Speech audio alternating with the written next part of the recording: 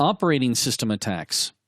When it comes to operating system attacks, the issue here is that many operating systems today include a very big number of services as well as ports that could be opened up that are activated by default.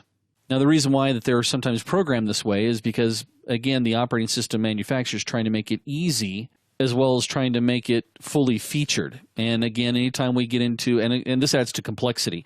And again, as we've talked about before, anytime we talk about increasing our complexity, we're talking about creating security holes for us.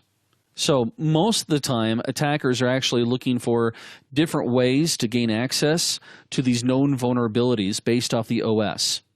Some of those vulnerabilities are actually created just by the defaults that get implemented. And I'm not going to pick on just one OS here.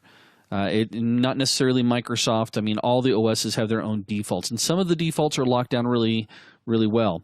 I always think it's kind of interesting that everybody always talks about how Microsoft isn't very secure. And I'll be honest with you, I should give you a full disclosure. I am a Microsoft trainer as well.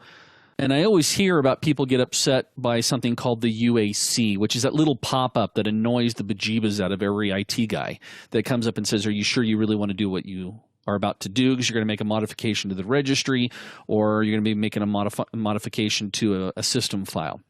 And everyone always complains about that. Well, what's funny is that before it warned us about that, people complained that it was allowed. It's like a huge catch-22, and I always throw this out there too, and that is Linux systems have been doing that for years. So in order for a ethical hacker or a security professional to protect themselves and the networks that they're working on, they have to keep up to date with the different types of exploits that are being discovered and methods that attackers are using, as well as they need to be monitoring their networks. Now, one of the biggest ways that attackers are able to get in via operating system attacks is because people have not, or IT guys have not gone through and updated their systems by patching them. Patching and applying hot fixes is not necessarily easy depending on your infrastructure.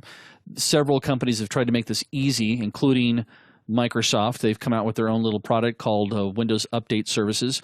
But if you don't have any training on it, you don't know what you're doing, you may not actually implement it. Maybe it's too much of a hassle.